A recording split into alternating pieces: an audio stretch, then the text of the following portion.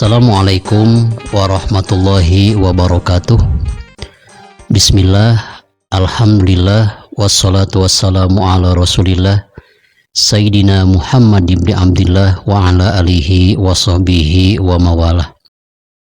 Sahabat channel Rahmatul Ummah yang saya cintai dan Allah muliakan, sebelum menyimak tausiah ini, silahkan tekan like, subscribe untuk kemajuan dan keberlangsungan channel ini. Mudah-mudahan segala apa yang telah kami tayangkan berupa tausiah-tausiah yang bersumber dari kitab salafiyah, kitab kuning yang beraliran ahli sunnah wa jamaah, mudah-mudahan besar manfaatnya khusus bagi saya dan umumnya bagi kita sekalian. Amin ya Allah ya Rabbal Alamin. Selanjutnya, untuk menjaga keimanan kita dari rongrongan golongan Islam yang menyesatkan, hanya dengan mengkaji kitab-kitab salafiyah, kitab-kitab kuning yang beraliran ahlus sunnah wa jamaah, insya Allah kita akan diselamatkan dari gangguan-gangguan dan dari godaan-godaan Islam yang menyesatkan. Untuk itu mudah-mudahan selamanya kita diistiqomahkan oleh Allah Subhanahu wa Ta'ala untuk berpegang teguh pada aliran ahlus sunnah wa jamaah yang sedikit pun tidak melenceng ajarannya dari Al-Quran dan sunnah dan ijma qiyas para alim ulama. Amin ya Allah ya Rabbal Alamin.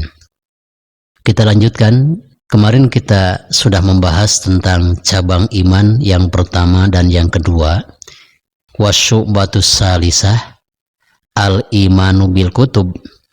Cabang iman yang ketiga adalah kita harus beriman kepada kitab-kitabnya Allah. Bagaimana caranya kita beriman kepada kitab-kitab Allah Subhanahu wa Ta'ala? Bi an tusaddiqo bi annallaha ta'ala anzala ala anbiya'ihi wahyun minallahi ta'ala mustamilun ala ahkamihi wa akhbarihi. Kita harus mempercayai bahwa Allah Subhanahu wa Ta'ala telah menurunkan kitab-kitabnya berupa wahyu Allah yang mengandung wahyu tersebut akan hukum-hukum Allah dan cerita-cerita orang yang terdahulu. Sahabat channel Rahmatul Ummah yang saya cintai dan Allah muliakan, perlu kita ketahui dan wajib menjadikan fardu ain hukumnya mengetahui jumlah-jumlah kitab yang diturunkan oleh Allah Subhanahu wa Ta'ala kepada para nabinya. Jumlah kitab yang diturunkan oleh Allah Subhanahu wa Ta'ala kepada para nabinya yaitu berjumlah mi'atun wa arba'atu kutubin. Ada 104 kitab. Yang mana yang 100 itu kita tidak wajib untuk mengetahui secara keseluruhan. Cuma yang wajib kita ketahui namanya kitab suci Allah itu yaitu 4. Apabila umat Islam tidak mengetahui kitab-kitab Allah yang diturunkan kepada para rasulnya, para nabinya yang 4 ini, maka kurang sempurnalah imannya. Untuk itu, marilah kita simak satu persatu 104 kitab yang diturunkan oleh Allah Subhanahu wa Ta'ala kepada para rasulnya. Yang pertama, Allah Subhanahu wa Ta'ala menurunkan 10 kitab kepada Nabi Adam alaihissalam. Lalu Allah Subhanahu wa Ta'ala menurunkan kitab sebanyak 50 kitab kepada Nabi Syis alaihissalam. Perlu kita ketahui, Nabi Syis alaihissalam adalah putra terakhir Nabi Adam alaihissalam. Sebab menurut keterangan para alim ulama dalam berbagai kitab telah dijelaskan bahwa Siti Hawa, istri daripada Nabi Adam alaihissalam, melahirkan bayi sebanyak 21 kali. Yang mana yang 20 kali itu melahirkan kembar dua-dua, satu pria dan satu wanita. Bayi yang terakhir adalah Nabi Syis alaihissalam. Dan dalam kitab Tanbihul Ghafilin dijelaskan bahwa Nabi Syis alaihissalam adalah putra Nabi Adam yang paling mirip dengan wajah Nabi Adam alaihissalam. Diberikan kitab sebanyak 50 kitab oleh Allah Subhanahu wa Ta'ala. Lalu Allah Subhanahu wa taala memberikan kitab kepada Nabi Ibrahim alaihissalam 10 kitab. Nabi Adam 10, Nabi Sis 50, 30 Nabi Idris, 10 kepada Nabi Ibrahim, berarti jumlah 100. Yang 4 nama-nama kitab ini wajib kita ketahui. Yang pertama adalah kitab Injil kepada Nabi Isa alaihissalam. Kitab Zabur diberikan kepada Nabi Daud, dan kitab Taurat kepada Nabi Musa, dan kitab suci Al-Quran kepada baginda Nabi besar Muhammad SAW. Para nabi yang berjumlah 124.000 nabi dan rasul berjumlah 313. Masing-masing tidak mempunyai syariat semuanya. Yang mempunyai syariat itu adalah cuma 6 nabi. Sebagai contoh, syariat ibadah yang dilakukan oleh Nabi Lut alaihissalam adalah mengikuti syariat Nabi Ibrahim alaihissalam. Begitupun syariat yang dilaksanakan oleh Nabi Sulaiman alaihissalam adalah mengikuti syariat Nabi Daud alaihissalam. Sahabat Sena Rahmatul Ummah yang saya cintai dan Allah muliakan, ada 6 nabi yang mempunyai syariat tersendiri. Yang pertama Nabi Adam, Nabi Nuh, Nabi Ibrahim. Yang keempat adalah Nabi Musa. Yang kelima Nabi Isa. Yang keenam adalah baginda Nabi besar Muhammad SAW. Sahabat Sena Rahmatul Ummah yang saya cintai dan Allah muliakan, ini ada catatan wahyu Allah yang diturunkan kepada Nabi Daud alaihissalam. Auhallahu ta'ala ala Daud bizabur, hakun alal akili alla yastagila illa bisalasin.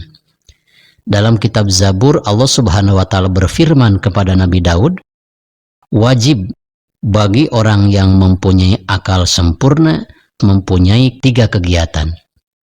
Yang pertama, tazawwadu lima adin, mencari perbekalan untuk hidup di akhirat nanti, yaitu berupa amal soleh. Dari mulai pengajian, dari mulai silaturahim, sholat dan puasa, ibadah sosial maupun ibadah mahdoh haruslah kita lakukan. Di tengah-tengah kesibukan apapun, tidak ada kelonggaran bagi kita untuk meninggalkan mencari ilmu. Untuk itu, Channel Rahmatul Ummah memberikan keringanan. Apabila kita berangkat pagi, pulang malam, sampai-sampai tidak sempat untuk bersilaturahim dengan tetangga di masjid, untuk mengadakan pengajian mingguan, untuk mengadakan pengajian bulanan, karena kesibukan kita, Channel Rahmatul Ummah memberikan keringanan. Silahkan panteng terus Channel Rahmatul Ummah. Insya Allah dalam pengajian itu tidak disyaratkan antara murid dan guru berhadapan langsung. Walaupun tidak berhadapan, itu tetap ada keberkahannya, ada pahalanya, tidak mungkin beda. Cuma bedanya ketika kita mencari ilmu langsung ke tempat pengajian, ke majlis ta'lim atau ke masjid, ada nilai lebih, yaitu ada pahala melangkahnya dan ada pahala bersilaturahim dengan tetangga. Sehingga kalau kita mengandalkan ngaji di medsos, berarti kita cuma mengandalkan pendengaran. Insya Allah mudah-mudahan walaupun kita ngajinya tidak berhadapan langsung dengan guru-guru yang kita cintai dan tidak langsung melangkahkan kaki ke tempat pengajian, mudah-mudahan tetap aja mengambil manfaat dan mendapatkan manfaat dari pengajian ini.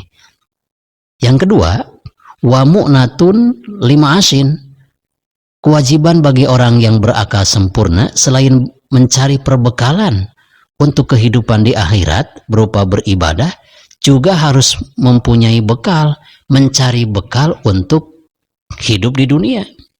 Berbagai profesi, ada misalkan profesinya sebagai petani, ada pedagang, ada pebisnis, ada penjahit, dan yang lain-lain. Diperbolehkan.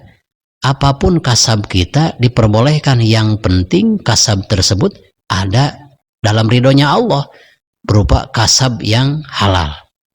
Yang ketiga, kewajiban bagi orang yang berakal, firman Allah Subhanahu wa taala dalam kitab Zabur, wa talabul ladzatin bihalalin, mencari kenikmatan dengan cara halal. Banyak orang yang bermabuk-mabukan karena ingin bersenang-senang, tapi sayangnya dengan meneguk minuman keras. Itu tidak dianjurkan. Banyak orang yang banyak duitnya, sampai-sampai tidak henti-hentinya untuk berselingkuh. Masya Allah. Sehingga dalam kitab Zabur ini, silahkan cari kenikmatan tapi dengan cara yang halal, dengan cara yang jauh dari laknat Allah Subhanahu wa Ta'ala. Sahabat channel Rahmatul Ummah yang saya cintai dan Allah muliakan, lalu selanjutnya cabang iman yang nomor keempat adalah al-imanu bil anbiya. Kita harus beriman kepada nabi. Para nabi itu jumlahnya berapa? 124.000 nabi dan rasul 313. Nabi yang 124.000 dan rasul yang 313 itu shodiquna fima akhbaru bihi. Wajib kita meyakini apa yang mereka katakan itu adalah benar atas wahyu dari Allah Subhanahu wa Ta'ala. Tidak mungkin mereka berbohong.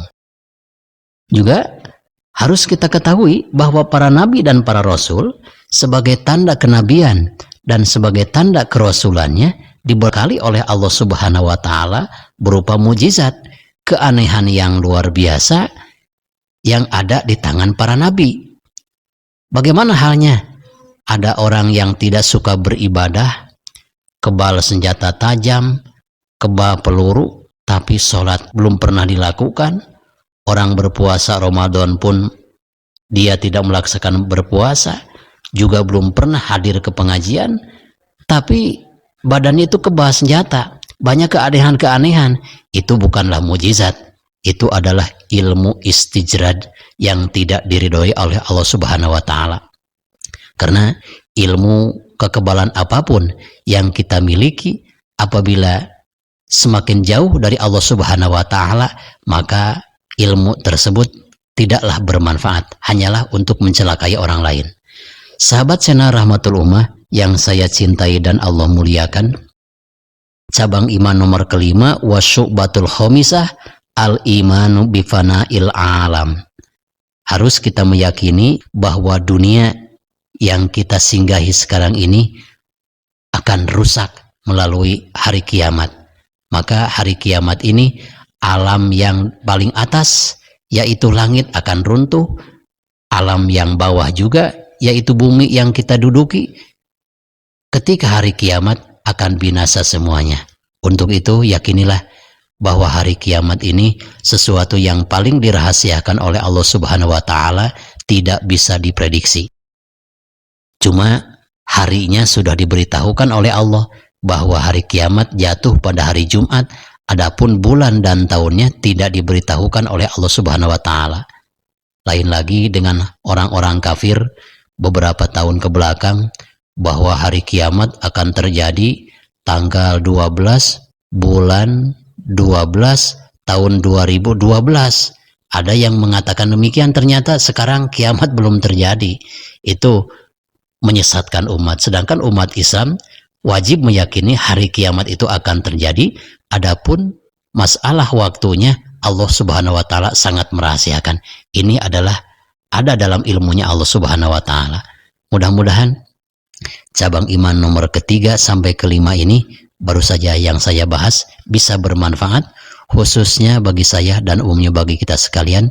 Dan selamat dipertemukan kembali di bahasan channel Rahmatul Ummah untuk membahas cabang iman nomor ke-6 dan selanjutnya. Mudah-mudahan kita selalu dipanjangkan umur dan disehatkan oleh Allah Subhanahu wa Ta'ala. Khudh ma sofa wada ma kadar billahi fi sabilil haq. Wassalamualaikum warahmatullahi wabarakatuh.